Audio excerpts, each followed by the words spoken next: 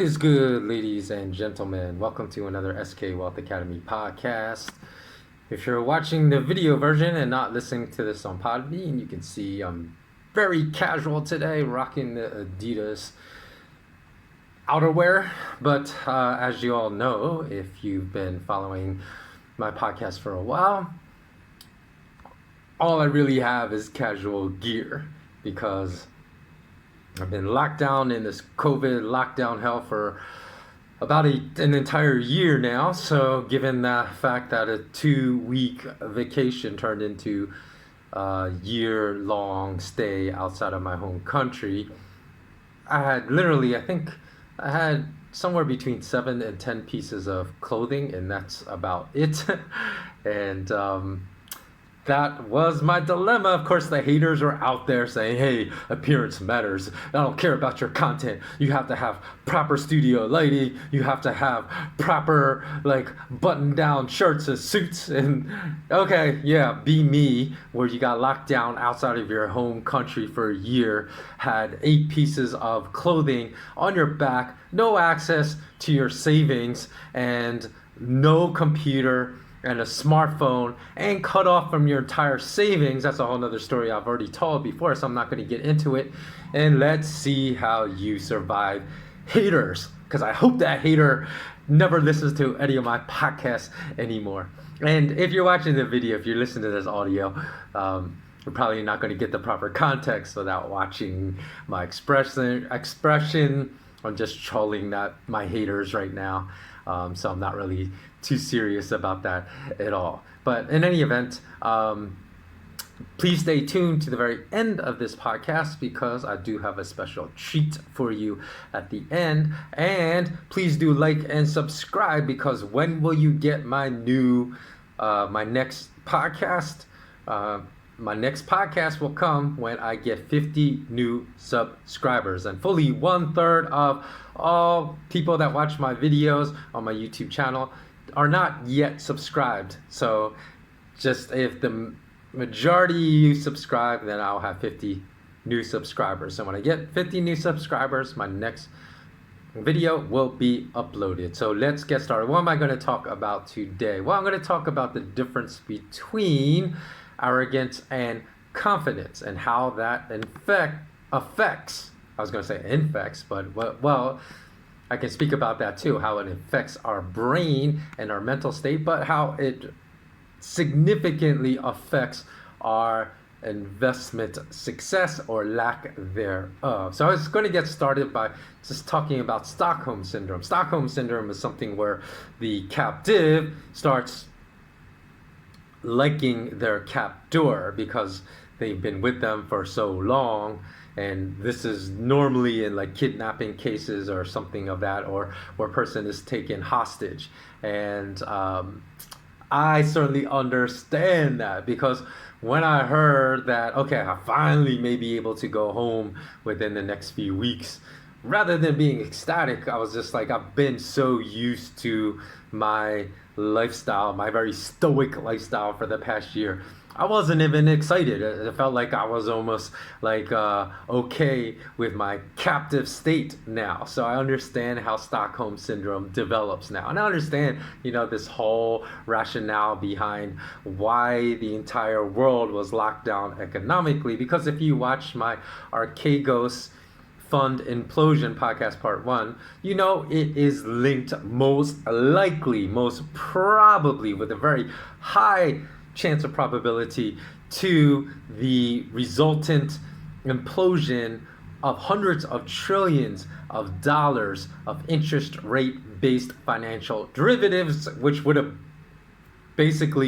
blown up the entire global financial system when interest rates started rising last March of 2020. Hence, the economic lockdowns happened. Now, the good thing that came about this month-long lockdown, before I get into the topic of arrogance and versus confidence, was that I was able to create an emergency revenue stream out of nothing, because like I told you, I had no clothes, no resources, no money, nothing, and had to basically create an emergency revenue stream to survive for this past year out of almost nothing, like I just told you. So that actually, I turned my experience into one more course for my eventual launch of SK Wealth Academy, which basically provides all the missing elements of institutional academics today. So instead of just passing on knowledge,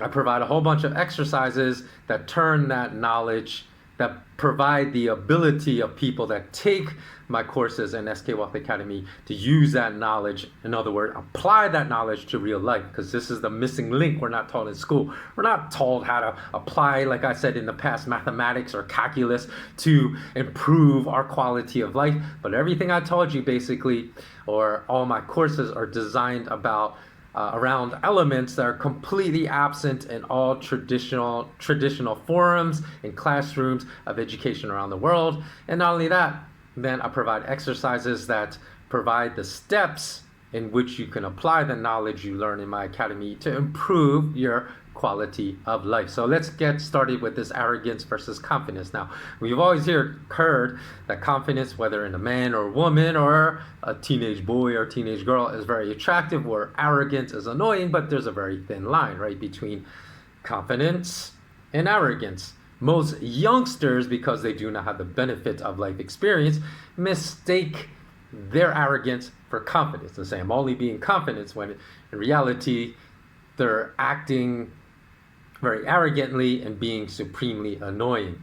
So this mistake afflicts men, women of all nationalities, beliefs, creeds, religions, ethnicities, occupations, and academic achievement levels. So, for example, since I'm a martial artist, I often heard when Jet Li was young that he was very arrogant, and these stories about his arrogance were fairly widespread due to his early success of becoming national wushu champion in China, which was then followed by his meteoric rise and stardom in martial arts films. So for amongst martial artists, I don't know a person that has not seen a single Jet Li film. That's like never having seen a Jackie Chan film or Tony Jaa film or a Iko Uwais film. If you're a martial artist, we've all seen them, right?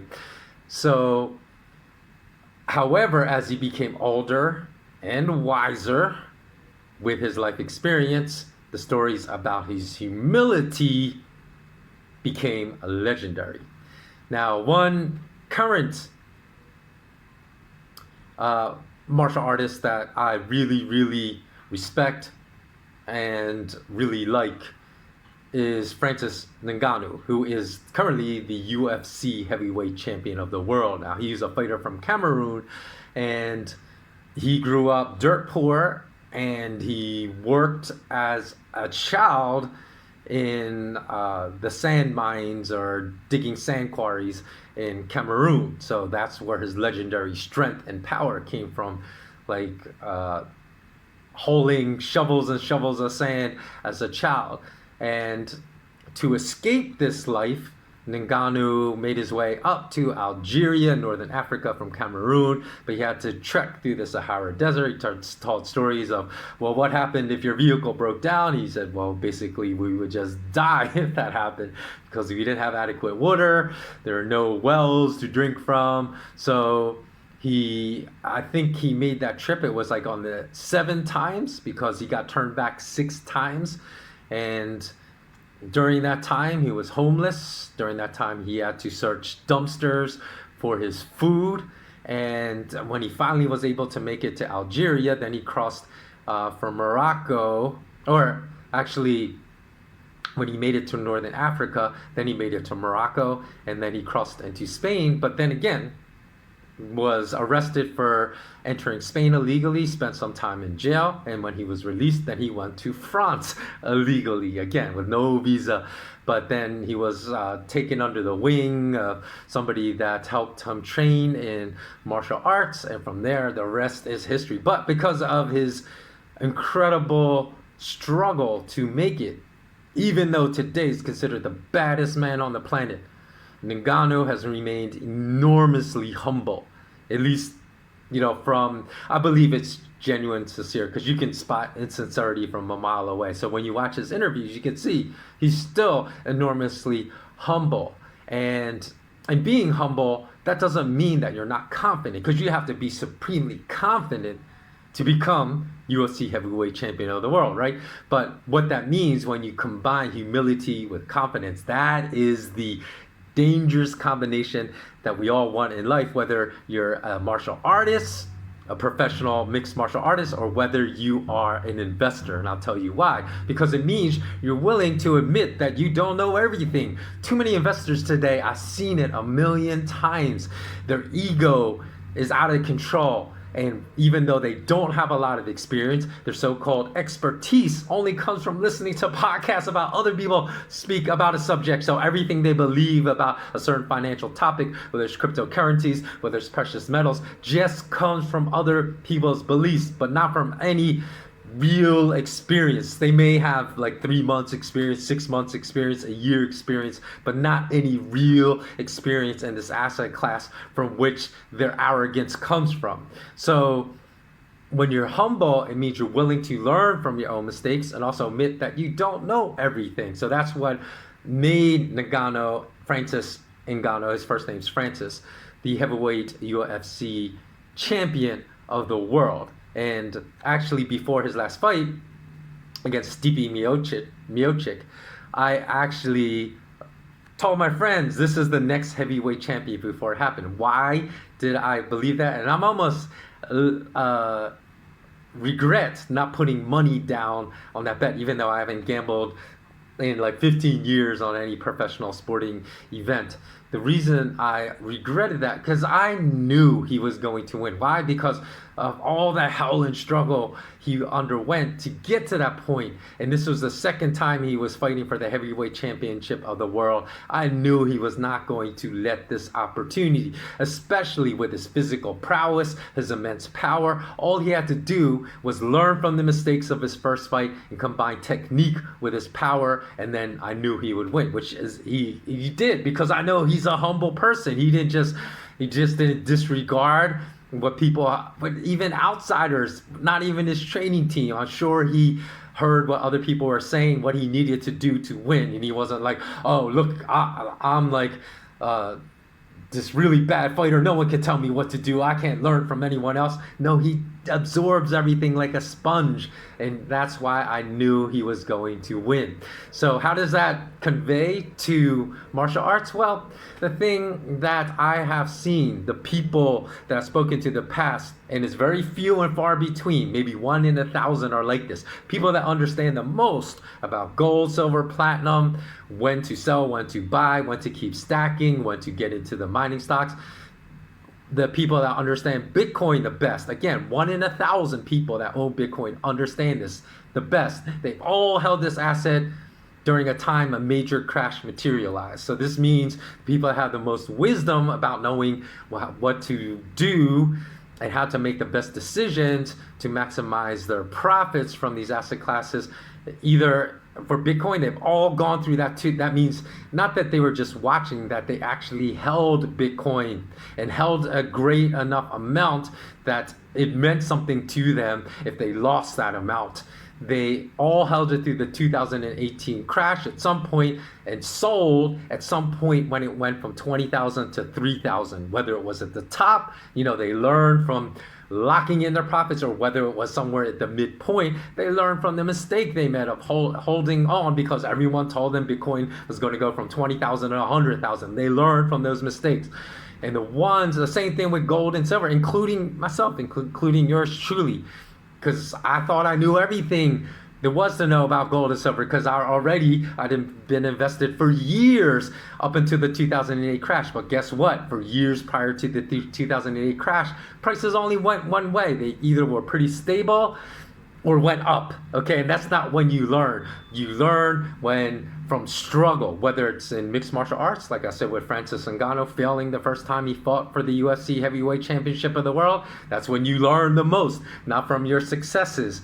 Or in the case of investing, if the asset price has only been stable or higher in the asset that you own, you do not have the experience. Whether you're arrogant enough to dismiss what I'm saying here, you do not have the experience to know how to properly assess risk unless, okay, I will say this, unless you're like one in, not 1,000, but one in 10,000 people that own this asset class, because some are very precocious in their wisdom. I wouldn't say I'm amongst that 1 in 10,000, but you may be. So if you are, then you may not have that need to actually have been owning a considerable amount of that particular asset, whereby losing like 50% of that is going to cause a lot of emotional distress in your life. You need to have been holding enough of that asset where you went through a crash, because when I really learned about gold and silver, and when my predictions about prices really started becoming much, much better, it was after I went through that 2008 price crash,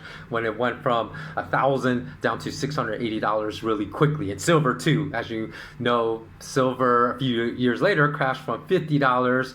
I think it definitely got cut in half very quickly. I remember that, to 25. But actually, just as of last year, it went to $14 in the futures market. So it went, I had multiple years of crashes. Now I've been through multiple cycles. So I would say it's actually the wisest people that I've spoken to that really understand gold, silver, platinum, Bitcoin, are people that have not only gone through one crash, although with Bitcoin you can only have gone through really one great price crash, because that's all that happened, but through multiple crashes. Because for those of us that have owned gold and silver since the early 2000s, we have been through multiple crashes, and that's when you learn the most. So just by, I constantly see people that present themselves as experts, or to be fair, some don't say I'm an expert, but some are presented by other podcasts as this person's an expert in gold, this person's an expert in silver, this person's an expert in currencies. And I've seen them even get simple things like the definition of a currency wrong. I saw somebody recently say on a financial podcast that, what is the difference? I'm going to tell you the difference between currency and money. Currency is something that's a medium of exchange and a solid store of value.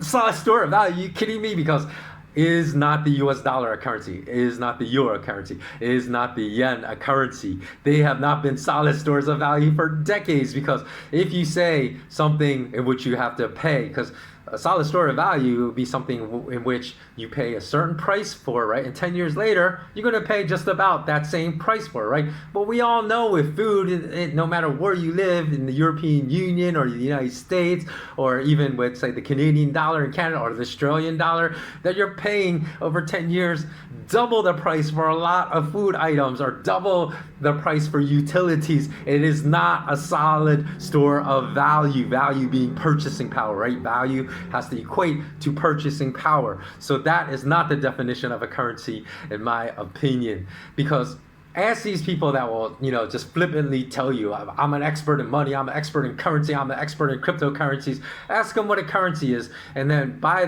whatever their definition is, also ask them, okay, if you really understand what a currency is, what do the numbers mean in the corners of a banknote? Because I've asked that to no less than a few dozen people. I'm really serious. I've asked that question to no less than 50 people who tell me they understand currency and money or cryptocurrency, and I just get a blank stare. Like, that's a moronic question. They're like, what do you mean? What do the numbers mean in the corners of a banknote that represents currency? It's just a unit of that currency, like $1 or €1, or I think the euro coin is just, so it's just like €5, like 5 units of that euro, or whatever, the 100 yen is just 100 units of that yen. I was like, no. What is the historical origin of how those numbers came to be? Most people couldn't even tell you, so they don't understand what currency, they don't understand what money is and whatnot. So the message of the day is, I was once that arrogant person in my early 20s, right? But that's when I made all of the worst investment mistakes of my life. So be humble, number one, just like Kendrick Lamar says, be humble, and your ability to become a much better investor will rise exponentially. And I told you how to treat at the end. So I've just started to teach my young students in martial arts some ground fighting. So I'm going to show you a basic triangle choke. Maybe in the next video, I'll show you the basic Darce choke again. So we've only just worked on ground fighting for the first like I think it's been about 4 months I've been teaching them. They look a million times better than when they first started. And I don't charge them any money at all because this is where I'm at.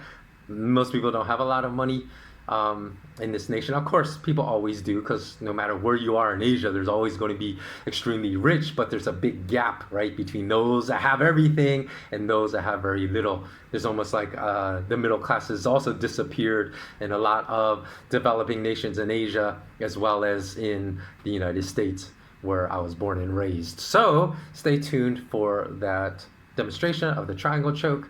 And that wraps it up. Don't forget to like and subscribe, because I need to get at least 30 subscribers before I upload my next podcast. Thanks so much for watching. Always remain intensely curious. If you like to contribute, there are many ways you can become a Patreon. Receive tons more bonus content every single week, as well as bonus podcasts every single month. So if you want to know about the benefits of becoming a patron, and you can become a Patreon for as little as $3 a month or $5 a month, although the best value is at the benefactor level at $10 a month. You can go check out the link below. If you'd like to contribute to the launch of my academy, I have a GoFundMe account. You can do that as well. Or if you just like free content, all the links to my free content, free articles, free newsletter, subscription, free downloadable MP3 files of my podcast, all in links below. So just check it out. Thanks so much for watching. Have a beautiful, beautiful day or night. And it's evening here. So with that, I say bom noche and bless up. He's taking me down, okay, and then he starts to punch, right? And I grab here, right? I want to push and pull, right? So I want to push and pull. Then I want to move this across his body, right? And then I want to come up here. Look, you see what I'm doing? I'm coming up above his shoulders, right?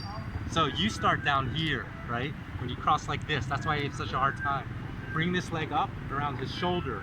You see that too, right? Watch, around my shoulder, right? So then I have him here, and then I can let go. Look, with this hand, I don't need his other hand's chopped, right? Your other arm's chopped, and I can pull here, and then I want to reposition because I want this leg to be perpendicular. So I can put my hand down. He's still chopped, but watch. I'm gonna move here, position here, then come across here, and then squeeze,